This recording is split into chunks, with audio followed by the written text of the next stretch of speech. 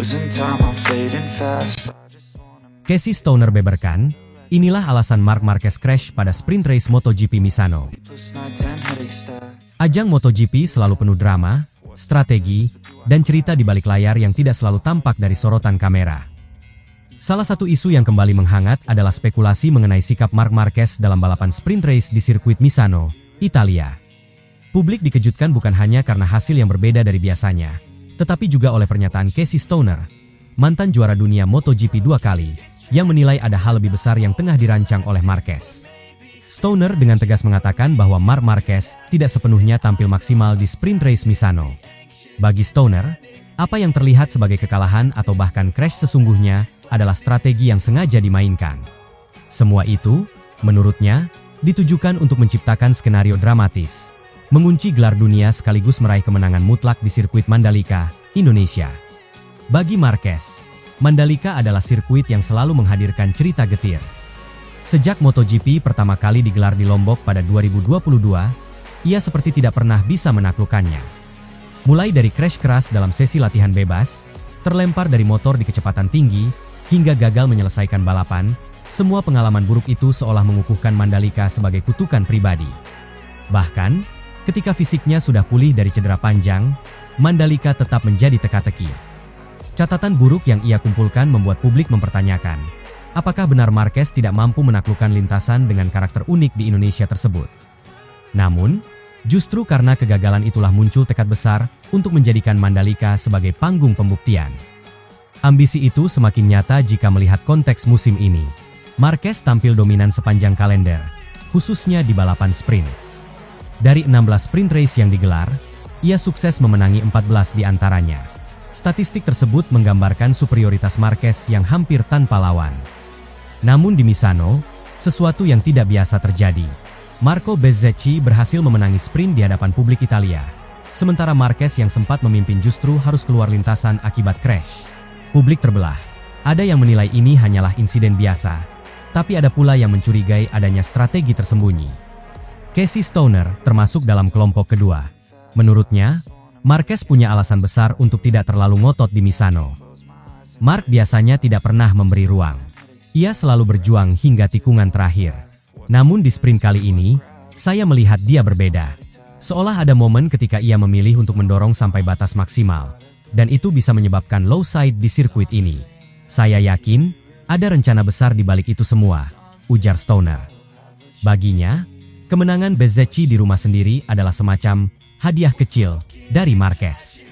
Pembalap Spanyol itu seolah memberi kesempatan publik Italia untuk bersorak gembira, sembari menyiapkan momen yang jauh lebih megah di Indonesia.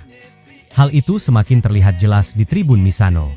Murid-murid Akademi Balap Binaan Valentino Rossi tampak begitu bangga menyaksikan idola lokal mereka berjaya. Kamera televisi bahkan sempat menyorot sosok Rossi sendiri yang tersenyum puas ketika Marquez mengalami insiden. Sementara itu, para tifosi Italia tak ketinggalan meluapkan euforia mereka. Sorakan keras menggema di seluruh tribun, dan beberapa di antara mereka bahkan terekam kamera mengekspresikan rasa antipati secara berlebihan, termasuk mengacungkan jari tengah ke arah Marquez saat sang pembalap Spanyol terjatuh. Sementara itu, Stoner menekankan bahwa pembalap dengan mentalitas juara dunia tidak hanya memikirkan satu balapan, tetapi juga bagaimana menciptakan momentum yang lebih besar. Marc tahu bahwa Mandalika adalah titik emosional. Ia selalu gagal di sana, dan publik selalu menunggu pembuktiannya. Jika ia berhasil menaklukkan Mandalika sekaligus mengunci gelar dunia di depan salah satu basis penggemar terbesarnya, itu akan menjadi cerita legendaris dalam sejarah MotoGP, tambah Stoner. Strategi itu masuk akal jika melihat keunggulan poin Marquez. Ia sangat bisa mengunci gelar lebih awal jika memaksakan diri. Namun, Marquez seolah memilih jalur berbeda, membiarkan drama tetap hidup dan menunggu saat yang tepat untuk memungkasnya.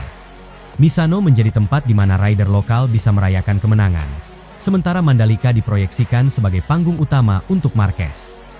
Bagi penggemar MotoGP, ide bahwa Marquez sengaja mengalah mungkin terdengar tidak masuk akal.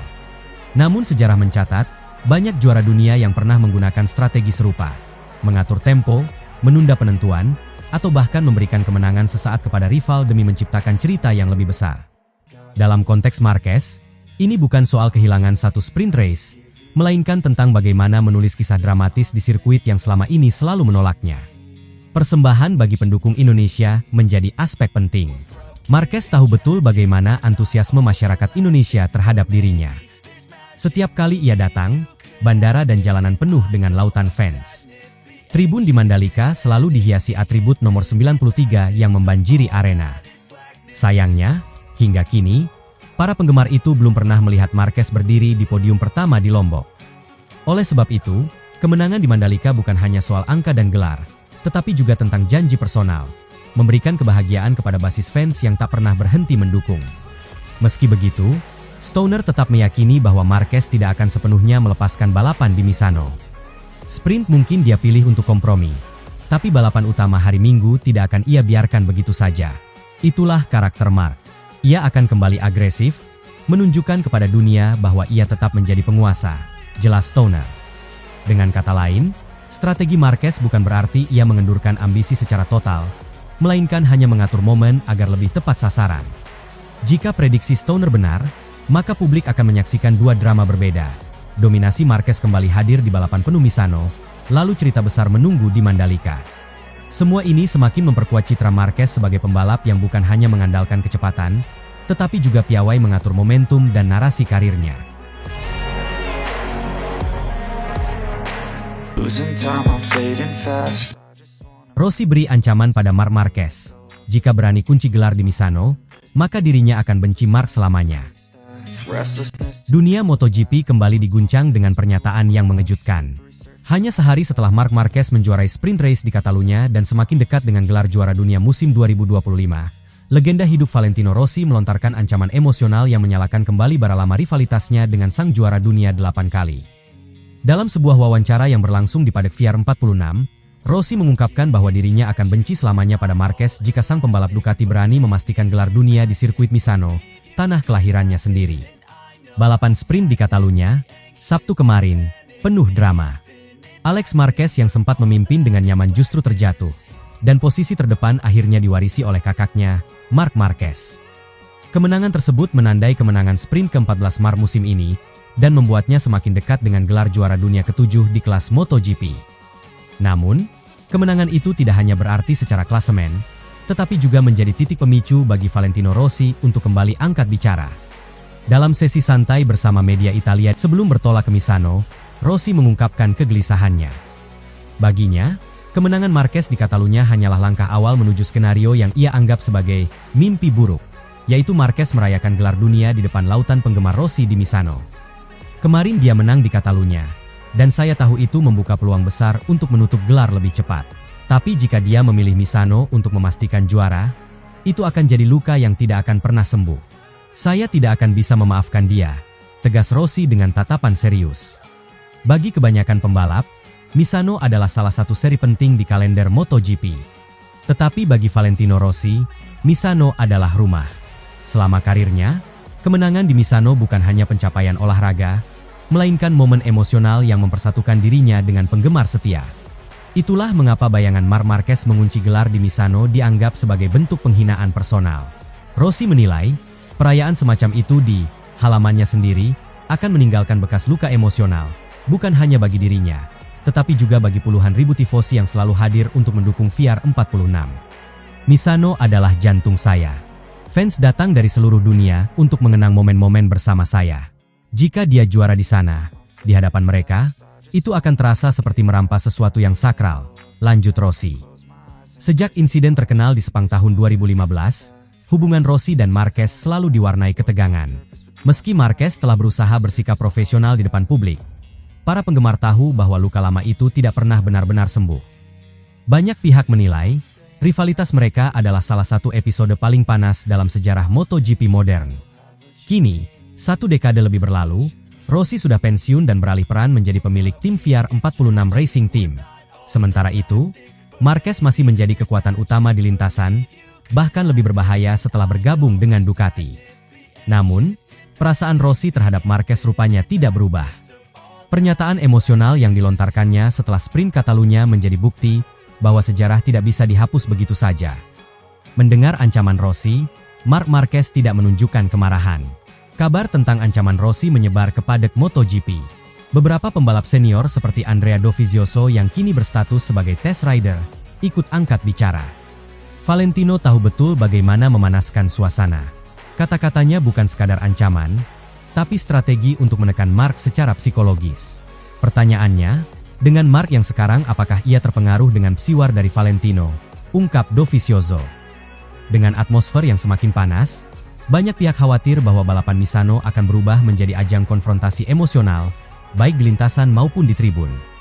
Pihak Dorna dikabarkan menyiapkan protokol keamanan ekstra untuk mencegah potensi kerusuhan, terutama mengingat jumlah tifosi Rossi yang diperkirakan mencapai puluhan ribu.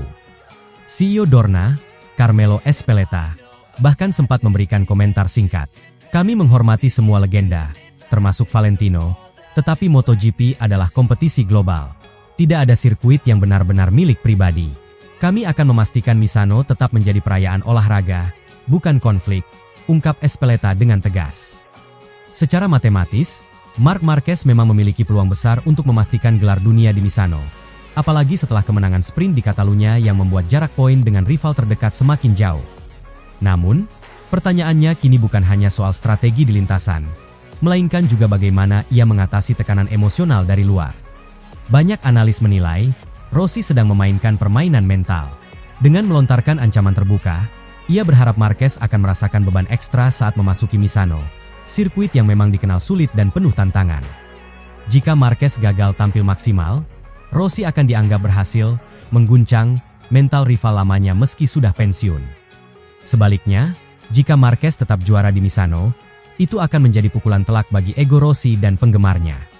Lebih jauh, kontroversi ini menunjukkan bagaimana Misano telah menjadi simbol transisi generasi.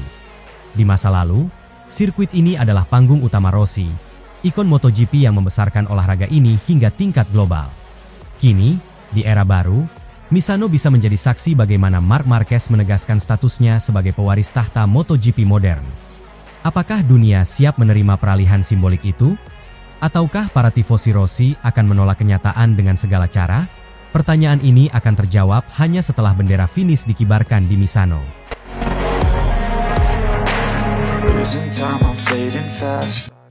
Pedro Acosta dikasih paham, langsung terseok-seok kejar Marc Marquez di MotoGP Hungaria.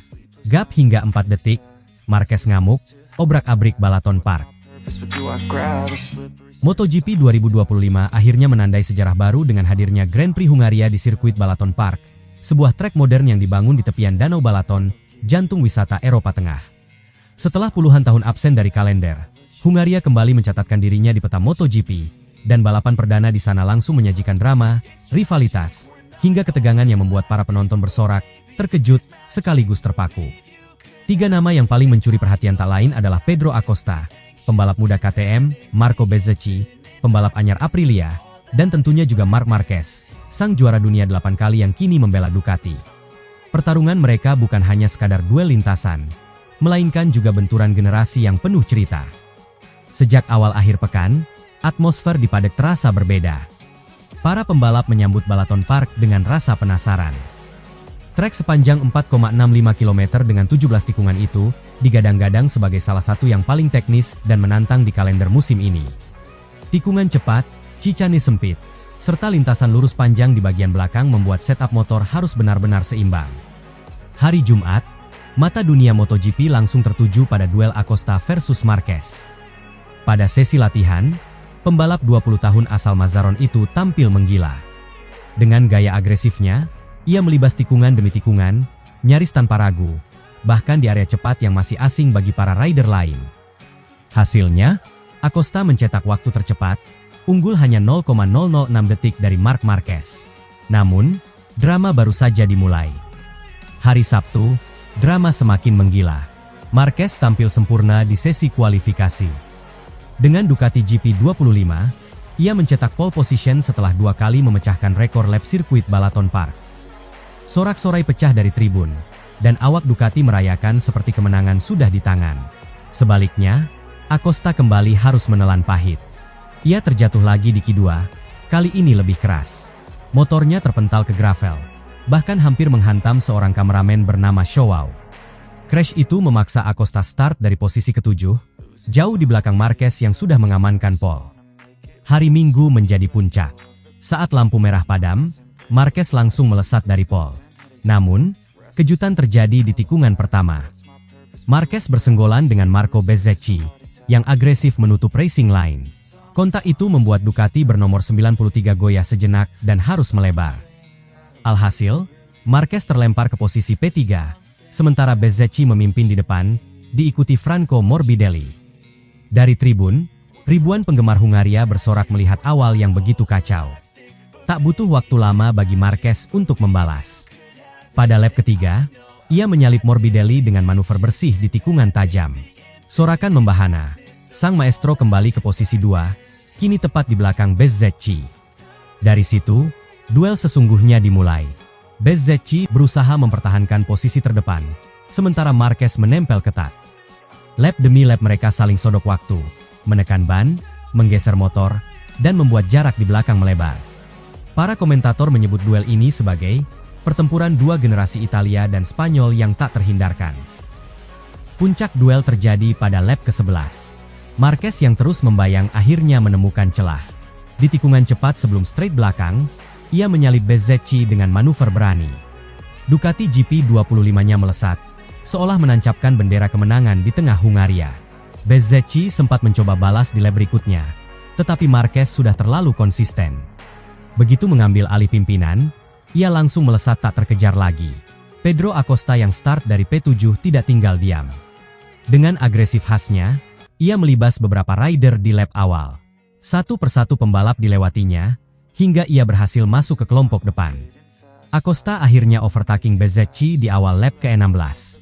Meski lajunya bagus, Acosta sudah tertinggal hampir 3 detik dari Marquez yang memimpin. 10 putaran tersisa. Alih-alih terpangkas, gap Marquez dengan Acosta malah terus melebar. Sampai putaran ke-21 jaraknya sudah 3,9 detik. Sejak momen itu, jalannya race seakan berubah.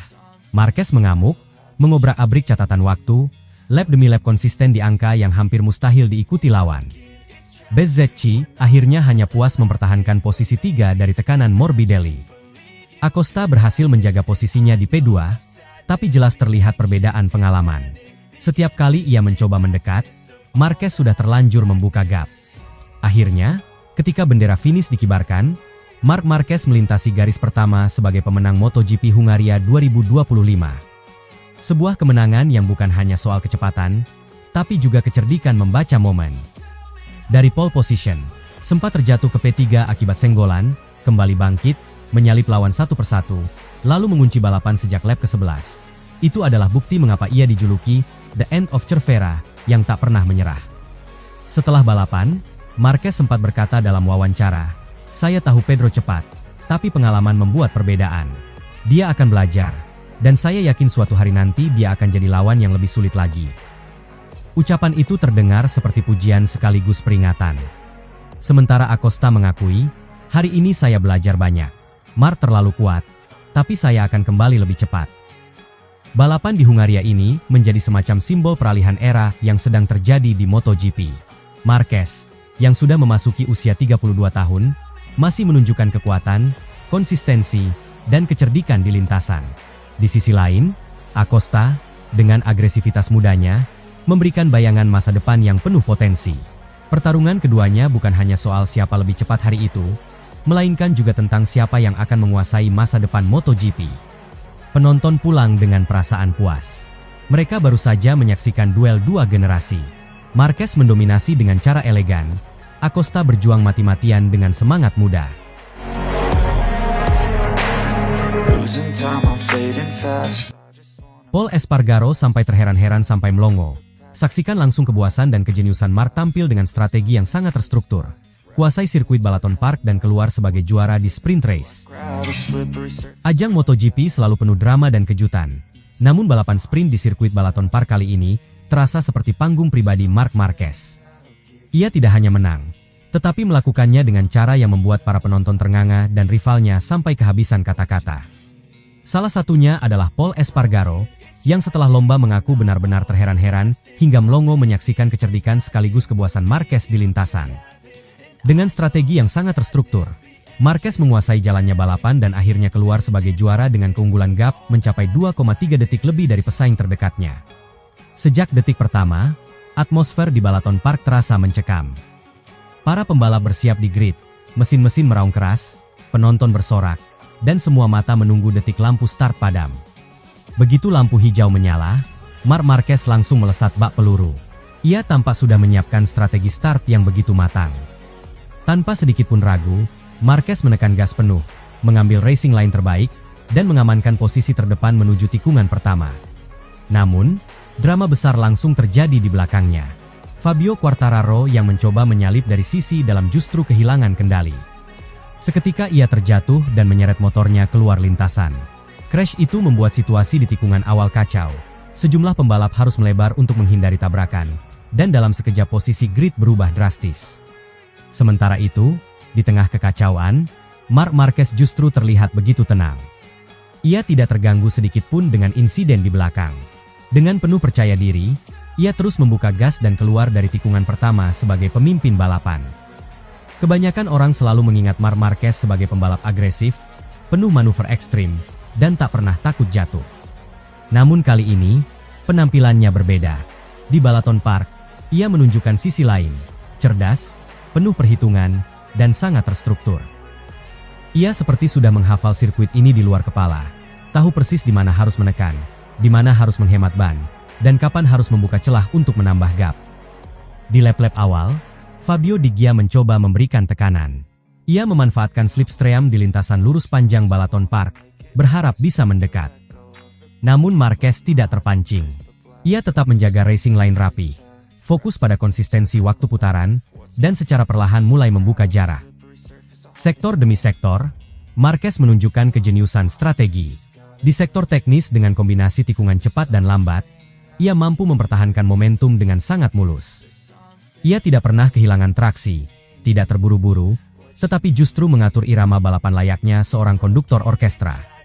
Menjelang pertengahan sprint race, penonton mulai menyadari sesuatu yang istimewa. Marquez tidak hanya memimpin, tetapi gap waktunya dengan Di Gia terus melebar. Dari awalnya hanya 0,7 detik, jarak itu bertambah menjadi 1,2 detik, lalu 1,8 detik. Hingga akhirnya, di lap-lap terakhir, Marquez berhasil membuat gap stabil di angka 2,3 detik lebih. Dalam balapan sprint yang jaraknya jauh lebih pendek daripada race utama, selisih 2,3 detik adalah angka yang luar biasa besar. Itu bukan sekadar kemenangan, melainkan pernyataan dominasi. Seakan-akan Marquez sedang mengatakan kepada rivalnya, "Kalian bisa mencoba, tapi kalian tidak akan bisa menyentuhku." Bagi para pembalap lain, menyaksikan aksi Marquez hari itu terasa seperti kuliah gratis tentang seni balap. Pol Espargaro, yang finish di luar 5 besar, justru menjadi salah satu yang paling keras menyuarakan kekagumannya. Dalam wawancara setelah lomba, ia tampak masih tidak percaya dengan apa yang baru ia lihat. "Saya benar-benar terheran-heran, sampai tercengang sendiri melihat bagaimana Marc mengatur balapan ini. Dari awal sampai akhir, semuanya terasa sudah ada dalam rencananya. Tidak ada satupun kesalahan, tidak ada momen panik, hanya kontrol penuh dari seorang pembalap yang tahu persis apa yang dia lakukan," kata Pol dengan nada kagum. Ia melanjutkan, "Pantas saja Marc sulit sekali dikalahkan. Saya pikir dia hanya agresif dan cepat. Tapi ternyata ada strategi sejenius ini di balik penampilannya. Cara dia membuat gap 2,3 detik di sprint race. Itu gila. Kami semua di lintasan sudah menggeber motor sekuat tenaga. Tapi Marc terlihat santai dan tetap menjauh." Sorak-sorai penonton Balaton Park menggema setiap kali Marquez melewati garis start-finish. Mereka tahu sedang menyaksikan sesuatu yang istimewa.